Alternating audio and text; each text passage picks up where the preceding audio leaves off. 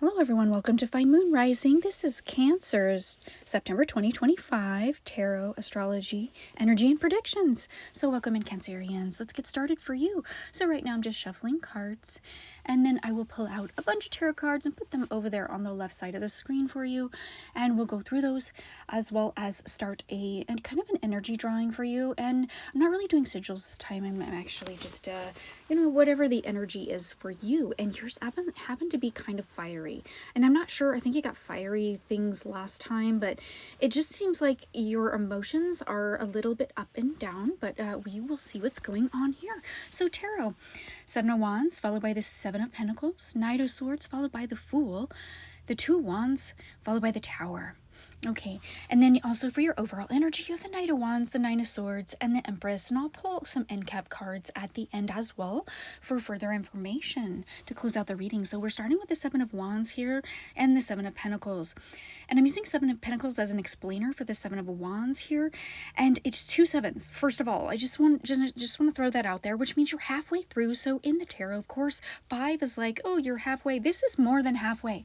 Whatever you're working on, whatever you're embarking on, you're halfway there. You're almost done. You can see the finish line. I feel like you're getting on top of things. I feel that you are making progress. I feel that things are happening around you in the direction that you think they should go, and it's not without struggle. I do feel like I understand. I see the obstacles that keep, kind of showing up here and there for you, and I feel like you might be feeling like you're wading through pudding sometimes.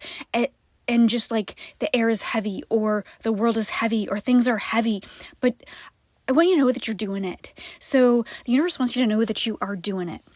You are making things happen. You are moving forward. You are kind of going ahead despite, because I think you see the end goal here.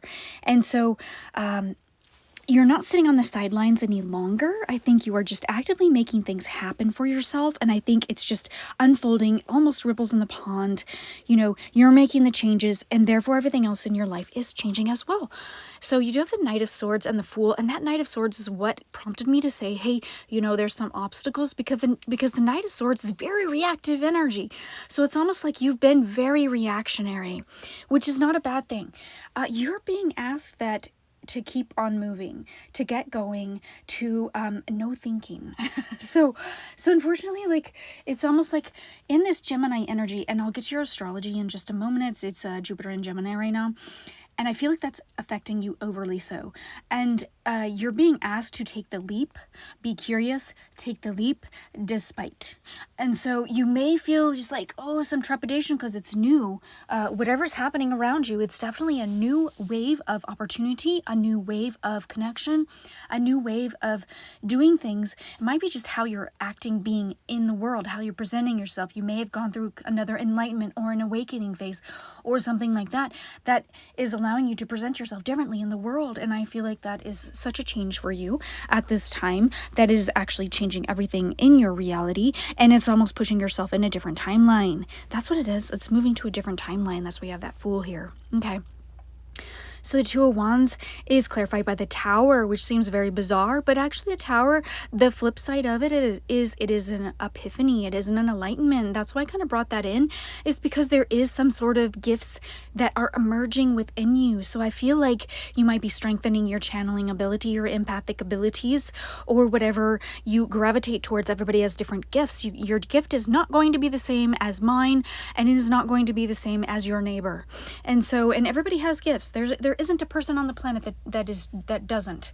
And so your gifts might be emerging or you might be strengthening them or actively strengthening them, which the Two of Wands card for me is always that card of spirituality. So it's a card of kind of letting the light in, which means accepting your abilities, strengthening your gifts, moving forward.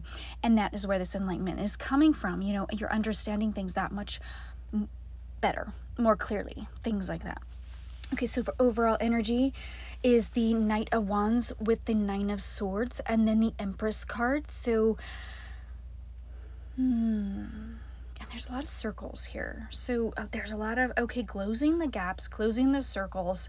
Okay, here's the deal. Is there someone you need to close a contract out with, meaning you've had a long-term relationship, could be a family member, long-lost family member, someone you just don't talk to, someone that for some reason your paths have diverged, that you need to make contact with and close out that contract, because I believe that they're waiting on you. For some weird reason, they might be waiting, and it's almost a subconscious, it is a subconscious thing, a 3D reality, so it's time to close out that contract. It's time to either reach out, deal with things, handle things, just make peace a little bit, and then move on forward, because I feel like that will aid you to take steps in the right direction that's that much more sure-footed.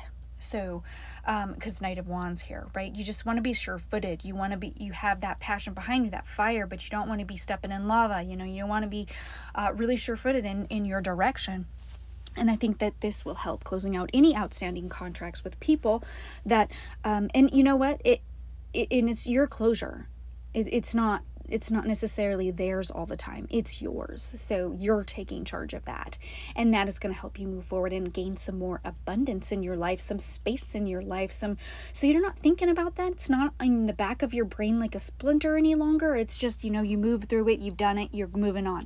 And so it will just free up that mind space for you to create, to better yourself, to move yourself forward. Okay. So you do have this Hanging Man. Oh, sorry. Let's go into the astrology. These are the cards for the end. I just skipped ahead. My bad. Alrighty. So I had to focus on Jupiter and Gemini for you for this reading. So I'm not an astrologer, and a lot of times I just use Sky Guide, look up in the sky, and I'm like, oh, look, Jupiter's in Gemini. Fantastic. So with this energy, this is why I say it's a bit scattered for you, and obstacles can seem a little bit overwhelming, over much. I do feel like there's some overwhelm happening for you, and that is such a Gemini thing. Geminis can get very overwhelmed with information, and then they just close off. They shut down, they move out. You might think they're cold, they're not. They just need to pull back. They need to reorganize, they need to pull their energy inside, and they need to center. And so I feel like this is a time in September that you're going to be pulling back energy and centering, so that you can kind of recharge your batteries. And that is your self-care. Get in touch with those gifts, and whenever we're using those gifts, sometimes it can drain us, because it is an effort. It is connecting with different timelines, or moving your timeline is an effort. And so I feel like you need that time to pull back in September, and it could be just like a couple of days, you just chill out, you're not as talkative, something like that, and just expect those phases, and that's okay. De-stress. So I do have de-stress in this energy here. And then after that, you will embrace your curiosity. It will kind of ignite some things, and you might be on those cycles. And that's kind of how, if you ever have a Gemini in your chart, or you have a Gemini friend, that's the cycles. It's almost like so much information overload, and then a de-stress time, and then coming back slowly.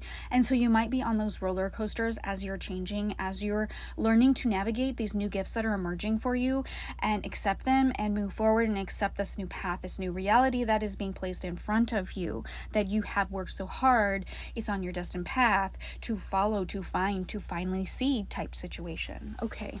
Let's see. So there's some flames. I'm just making you flames. I mean, there we go. It's like a fireplace log or whatever. And I just felt like there's so much energy and so much going on for you. I just kind of felt like this depicted the energy for you, and that's why we need to de-stress.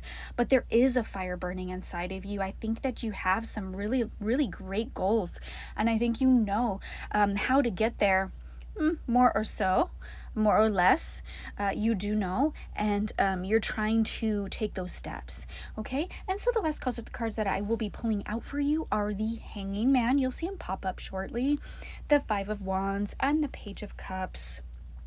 And with the Hanging Man, there is a very drastic change in perception.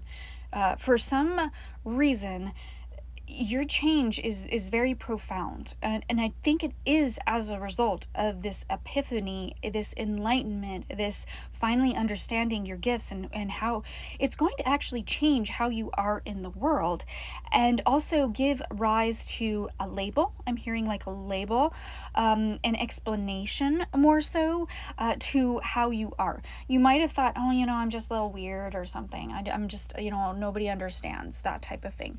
But the fact of the matter is, there is probably a name for your gifts. There probably is, and you're not alone. There's other people. And again, like I said, everybody has a special gift, and everybody can either use it or not, and to the degree that they wish to use it. Some people just, barely use their intuition, and some people, they just really rely on it. So trust but verify is kind of a saying for you this month, is trust yourself and verify the information.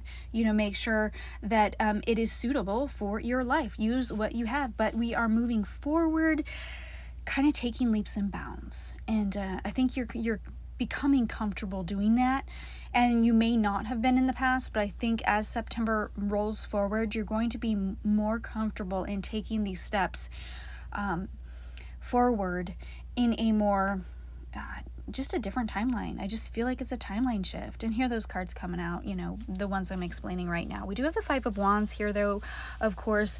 That is working with others. And I feel like maybe there's people in your life that share the same things. Maybe you guys are like, you talk to spirits or something. I don't know. But there's others that are like you. Maybe you're tarot readers. Who knows? That are going to have things in common, and they're going to understand these gifts, and they're going to kind of be your friends, that type of thing. But also there's some learning that has to happen here. And then you also have this Page of Cups, which is a learning card. And I love the seahorses here. There's double seahorses, and it's like an equality. I feel like there's an equality coming up, a balance coming up for your life. Okay, if you enjoyed this reading, Cancer, please like, share, and subscribe, and I'll see you next time. Have a good month.